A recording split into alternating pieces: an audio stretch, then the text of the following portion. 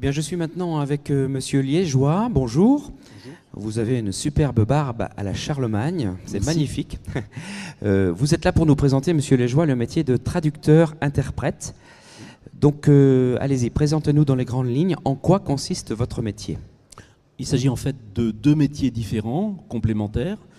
Le traducteur, c'est celui qui traduit à l'écrit des documents imprimés. L'interprète assure une traduction orale sur place, là où on a besoin de lui. D'accord. Concrètement, quelles sont les conditions d'accès à ce genre d'activité? Dites-nous. La première condition, c'est évidemment une maîtrise parfaite de une ou plusieurs langues étrangères, en plus de sa langue maternelle.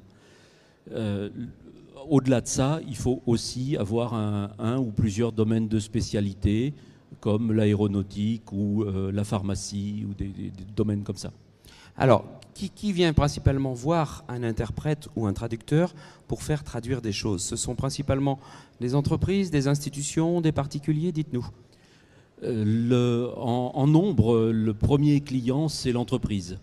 L'entreprise qui veut exporter a besoin de documentation technique ou commerciale pour ses produits dans une langue étrangère. Le deuxième client, ce sont les institutions comme les collectivités territoriales, les forces de l'ordre, la justice, et puis aussi, dans certains cas, des particuliers, lorsqu'ils veulent faire traduire un permis de conduire ou un acte d'état civil. D'accord. Donc, quelle est la proportion à peu près de ce que chacun de ces domaines représente en termes de pourcentage d'activité dans votre activité? C'est-à-dire le particulier très peu, les institutions 50%, les entreprises 50%. C'est quoi la proportion à peu près? Non, je pense que les entreprises sont pour environ 75% de mon activité et les particuliers peut-être 5%. D'accord. Vous êtes amené à vous déplacer, je suppose. Il faut se déplacer là où se trouve le client ou vous faites les choses à distance? Tout dépend de l'aspect du métier. Si on vous demande une traduction écrite, vous pouvez la faire au bureau, à la limite même à la maison. On reçoit les documents par Internet, on les transmet par Internet, ça ne pose aucun problème. Par contre, en traduction orale, comme interprète, je suis obligé évidemment de me déplacer sur les lieux de l'entreprise, là où on a besoin de moi.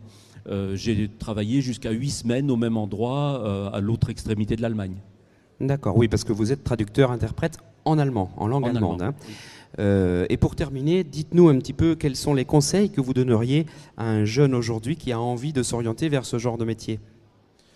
Le premier conseil, c'est la pratique de la ou des langues étrangères à travers des stages, des séjours de longue durée à l'étranger dans les pays dont vous voulez travailler les langues.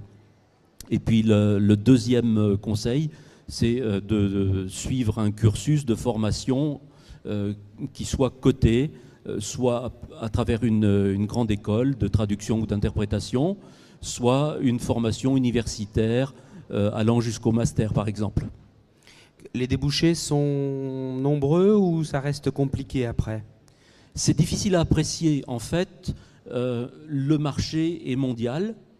Les clients sont n'importe où géographiquement. La concurrence est mondiale aussi. Bien sûr. Donc, c'est en se démarquant par une compétence dans un domaine particulier, comme l'aéronautique, je disais, ou le secteur médical, qu'on arrive à se démarquer d'éventuels concurrents. Il faut être de plus en plus pointu. Toujours plus, oui. Merci beaucoup, Monsieur Liégeois. Je vous en prie.